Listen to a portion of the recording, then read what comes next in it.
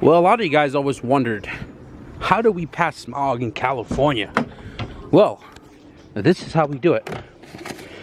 We just take the car to the smog station and we just smog the damn thing. You know what I'm saying? That's how we do it. Now all the fun stuff happens. What is going on, you guys? Welcome back to the channel. Today we have a big task on our hands. So if you guys have watched the other videos, you guys know that I've been working on this car, and if you guys saw the surprised our friend with the car video, we surprised our buddy here with a turbo kit. So if you guys put two and two together, you guys probably already understand what we're going to be doing in this video. And right here we have his old engine, and it is ready to be planted in there because we just smogged the car. If you guys don't remember, this car is automatic, right? Right there you got the cooler line, you got the stock LS motor, and we're going to be pulling this out today, planting the B20VTEC and building the whole turbo kit and getting this car ready for tuning this week. So I'm going to make this video just like the EG video where I'm not talking much. We're just going to go and plow through this. It is about 11:30 in the morning. The guys here are eager to work, so we're going to get down right now and hope you guys enjoy.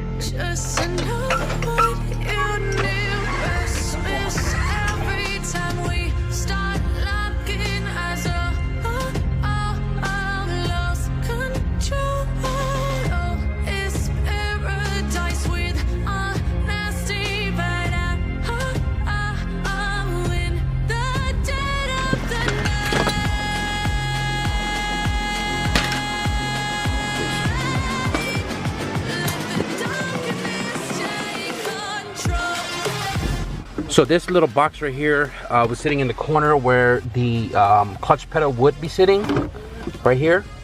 And I removed it, ran the number, and it turns out to be a transmission control module, which controls the transmission. So yeah, we don't need that.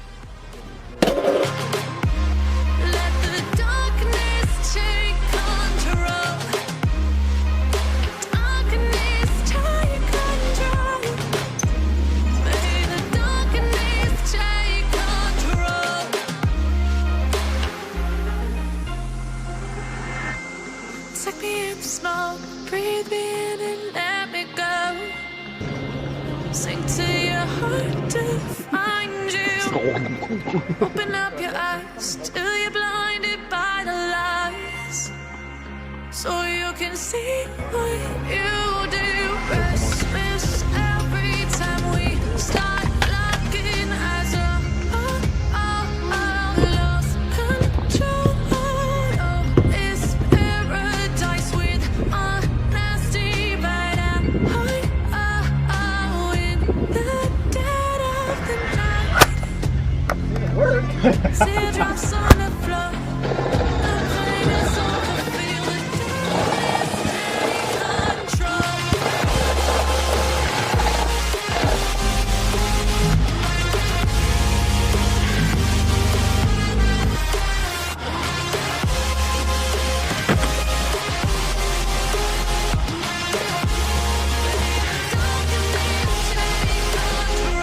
Easier.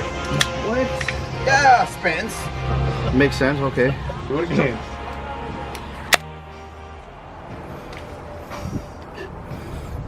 Yeah, like 10 seconds. That was pretty slow. No, because I have to warm up my throat.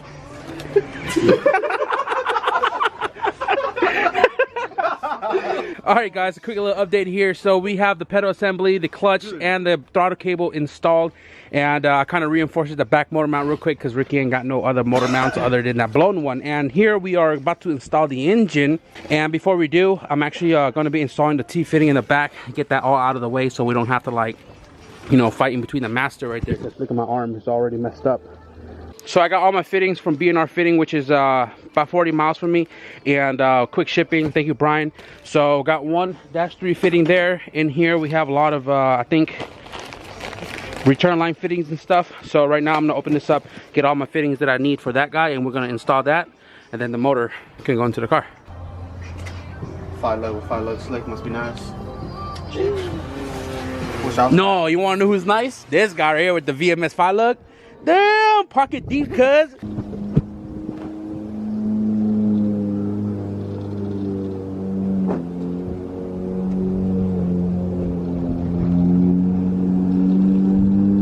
This man mowing the lawn.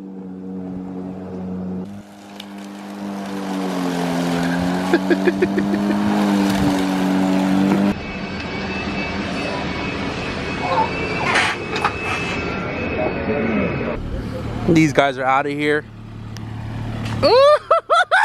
This shit looks sick. Thank you for the help. I'm gonna gap you on Friday. Look at this little sleeper. Alan, you gotta send me those clips. I'm gonna stick it in the video from last night. Thank you for the help. All right, guys, give you a quick little update here. So while these guys are buttoning up all the swap components, suspension, axles, he's gonna do the shift linkage. He's gonna pull the oil pan out so we can bung it for the oil return line. I'm actually gonna start doing all the custom stuff. So right now, because we don't have an auto to manual transmission mount, I'm gonna build one based off of this plate and just make the engine hang on all three sides instead of, you know, waiting for a motor mount to come in. And then we can order one later, and when that comes in, we'll just replace it. Or hopefully this guy orders the whole mount, because this guy right here is completely shot. The one in the back has a whole bunch of hoses shoved in it, and I'm probably gonna make a custom front mount as well too, to kind of keep this engine from rocking right now.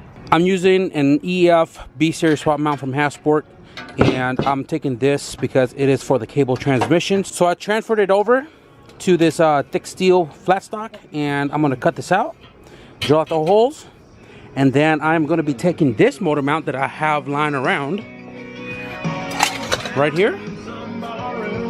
This is for a DC. You can tell the bolt pattern is for a hydro transmission, and I'm gonna cut that neck off, weld this on here in hopes of, you know, matching up, and we'll get that motor mount.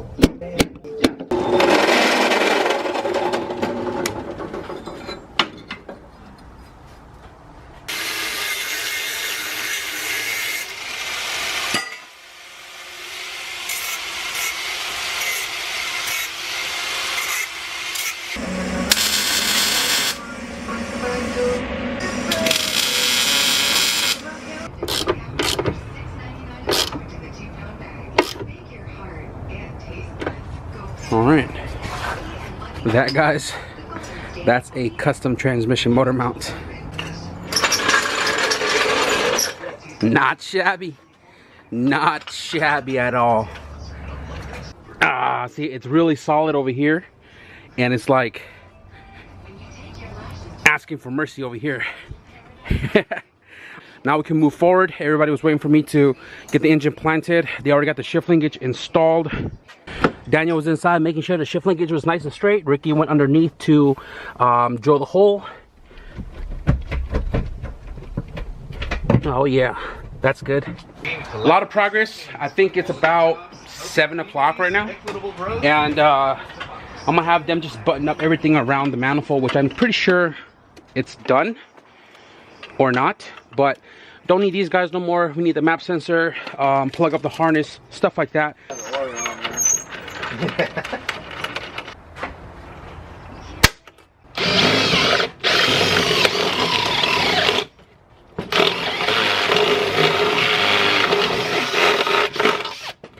I got radar TV in the car.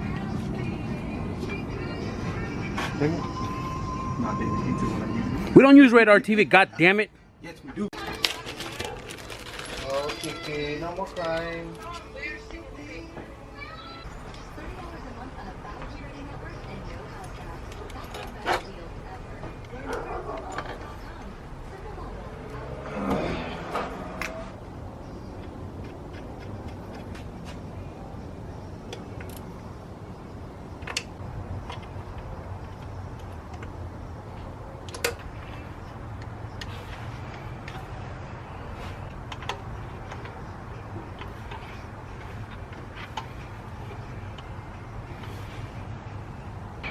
All right, guys, so we're starting out here on a new day. We didn't get to finish everything we wanted to yesterday. I had a lot of stuff to do in the engine bay.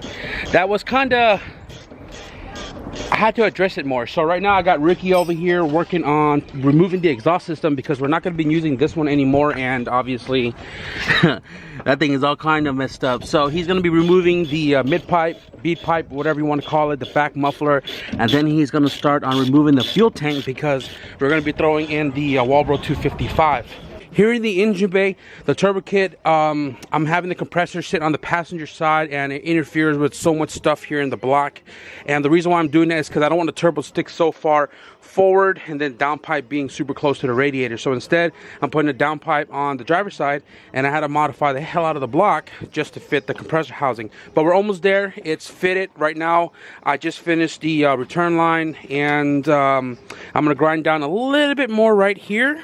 And then we can fully install the turbo kit, make the downpipe, and then we'll work our way forward, radiator support, front end, intercooler, all that good stuff.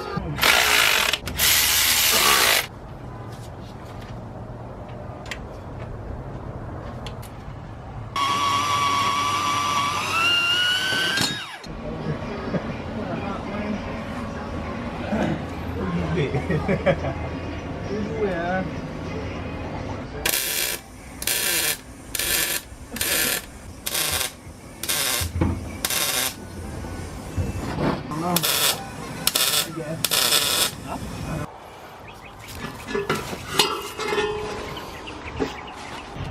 Guys, a little progress update here. We're just plowing through this right now, trying to get this done before the light goes down.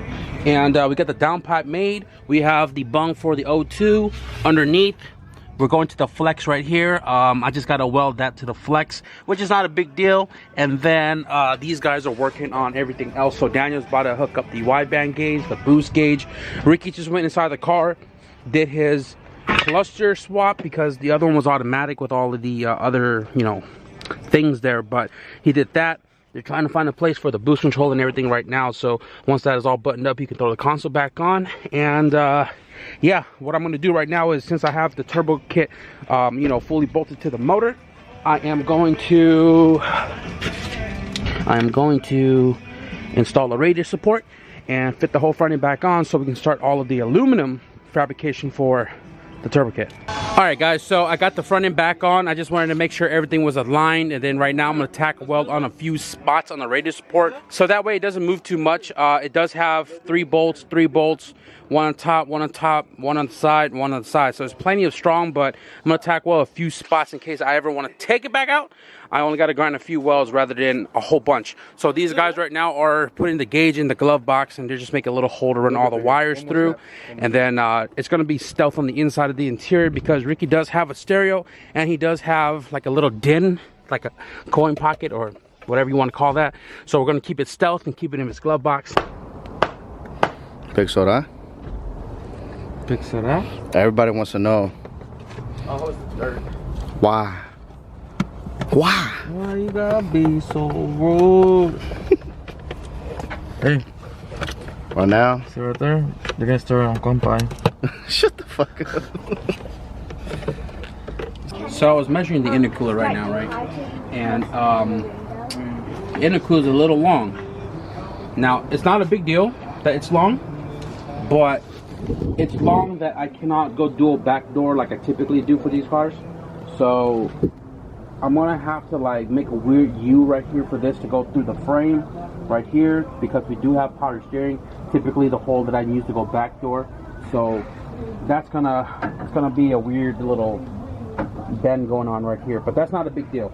Him's over there doing the wide bands over there. You gotta cut, man. This low key. This.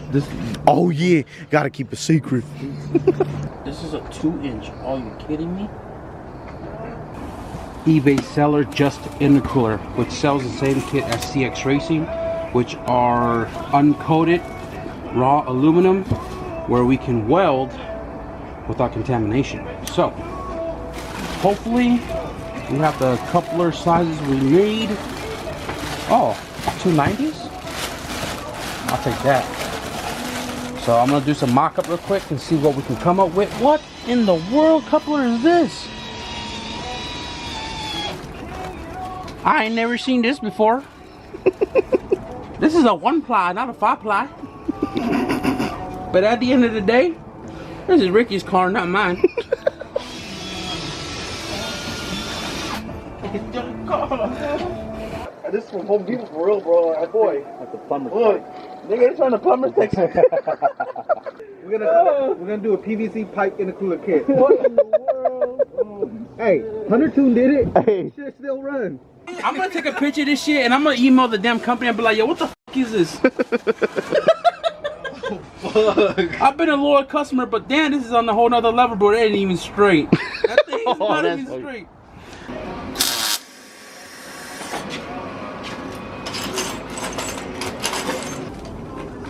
Waka flames.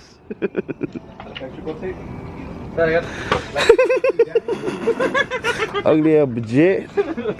Probably gonna do a 90 right here, right? Something like that. Yeah. And then I'm gonna have to do like a maybe 2 pas, and then that's gonna go pointed directly over here, right? I can always turn this a little bit more if I have to. Jumps. Only thing is, I don't know how I'm gonna mount the intercooler, but I most definitely gotta fill that up right there. Probably gonna put a little flat stop right here, bend it at a 90-degree angle, bolted in right there. And then this is gonna be bolted in place. This guy's gonna be holding one side up, that guy gonna be holding one side up. I think we should be Gucci.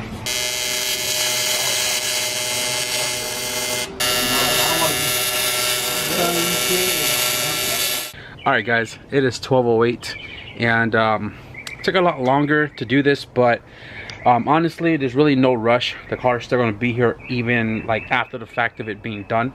I spent a lot of time working with the intercooler and working around the power steering, like lines in the front. So I finally got it all situated, right? This is just how my cousin's piping is on his 4-door, and we got this one all fixed up, all secured. Honda transmission fluid going in now, and then engine oil. Wastegate is on. This is a Speed Daddy special with an 8-pound spring, I hope. Otherwise, either I'm gonna have to cut it or I'm gonna have to change the spring out. But that's installed with the firing ring. We got everything back here buttoned up. It's got the DSM 450s, and we got the resistor box here.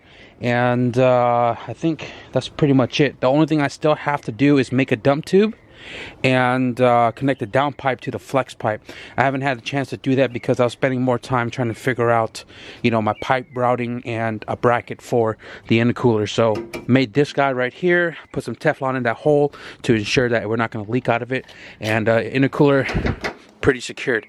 Got the headlights back on, and the bumper is going to be the last thing, but I can't put the bumper on yet because I need to cut the bumper support to clear this guy, but that's not a big deal. Probably going to carry this on till tomorrow, guys. We're going to give you a startup in a minute here once we finish all the fluids, so hang tight, guys. We're almost there. My cousin just did an HTS base map, and they have the gauges right here in the glove box. Tomorrow I'm going to break a bracket for it, but about to do the first start right now. I actually just went and welded the full exhaust underneath the car. 2.5 down pipe, flex pipe, 2.5 mid pipe we got from the junkyard. No box yet because I don't have the bends to make the muffler go out the back bumper, so he's gonna have to take it to the muffler shop. But prime it, check fuel. No fuel.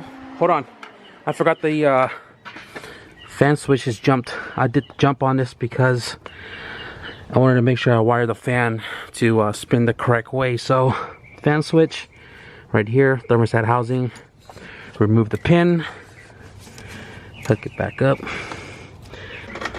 prime it, prime oil,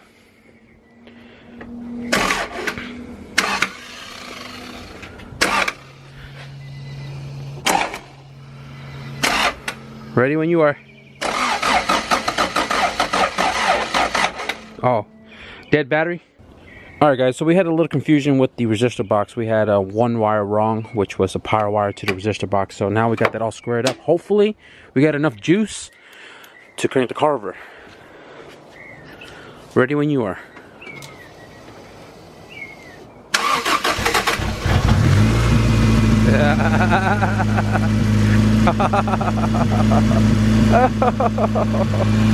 Guys, we are live. Oh my goodness, it sounds so good even without a muffler. Oh my god, guys, Ricky's car is alive and I am so happy right now, even though it's hella late. Ricky, I hope you're stoked because your car is alive. For tonight, we got the car to turn on, guys. It sounds awesome. The exhaust doesn't sound too shabby, which I'm stoked about. And we're definitely going to continue this tomorrow. Damn, guys, I am really tired. So it is the next day. I think we're on like day 3 now installing this turbo kit. The car is done, and it's ready to rock and roll. But my cousin had to go to work early, so he didn't get to street tune the car. But we are tuning this car this weekend. So again, guys, I apologize not showing you guys a street tune, but we will show you this car on the dyno. Now, I was gonna wrap it up earlier, but I was looking at the exhaust system, and originally I was like, oh, I don't have any more 2.5 piping, and then realizing that the outlet is 3-inch, and I had a whole bunch of 3-inch. So I said, you know what, I decided I want to build the axle back, and this is pretty much the layout: 2.5 into the Vibrant Stealth, and then 3-inch out, which is exactly like my CRX 2.5 all the way back with a 3-inch tip. So right now I just got to finalize the weld on that. I'm gonna throw it back on the car, and then I'm gonna turn the car on and let you guys hear the exhaust before we end this video. So I got the exhaust all welded up and painted black, nice and stealth. 3-inch tip. Looks just like my CRX. Look at that. The battery on. I'll give you guys a quick sound test here. The thing about this car is as soon as you turn the key to ignition on, all the lights come on, as well as the corner lamps. So I'm not sure what's going on with that, but wow. Sounds freaking awesome.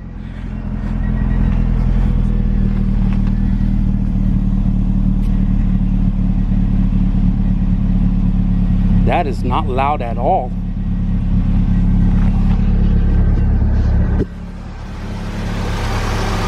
Super quiet. eBay junkyard exhaust, resonator, Vibrant box, 3-inch out. I am super pumped. This car is really quiet. But right now I'm gonna cut this video right here. I want to get this video to you guys to give you a little update on what's been going on with this car. I was able to pull the frame out a little bit more, but not quite all the way. But regardless, the car drives good. It has no like suspension noises whatsoever. All we got to do is get this car to the alignment shop, get the toe and the camber within specs, and the car should be pretty much ready to rock and roll. Again, if you guys enjoyed the progress update on the DB1, be sure to give this video a thumbs up. And if you guys want to stick around for the dyno video, track is next week as well too. Be sure to hit the subscribe button now. Tomorrow, hopefully, maybe later this week, I'll start working on the wagon again. I am anxious to do some all-wheel drive launches in it. With that being said, thank you guys for watching, and I'll see you guys in the next video. Peace.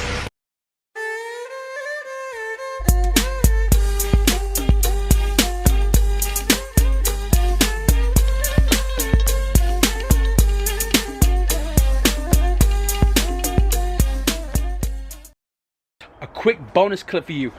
The engine bay has a lot of room here in the front, right? And I was just kind of looking down there at the cross member mount for the transmission motor mount, and obviously we didn't have one there because the other one was completely shot. Now, if you guys have followed through with this build, this motor mount is completely shot. The one in the back is completely shot, and we filled a whole bunch of like heater hoses inside the mount itself to get it like a little more firmer. And this one over here has a custom innovative mount that I had to make from auto to manual, and the engine was still rocking. You can see it rocking at idle, so I decided, you know what, I'm gonna make this custom front mount. With parts around the garage, I used some old energy suspension bushing. I used a sleeve like this. I also used a little like center spacer, and the bushing that I use is for the LCA, which is the one you see right there at the bottom. And then a whole bunch of flat stocks right here and some tubings here. Kind of, you know, brainstormed it a little bit, cut a few pieces here and there, and I was able to make this little cute baby front mount. And guess what? The engine is rock solid. Yeah. Hope you guys enjoyed that one. Deuce.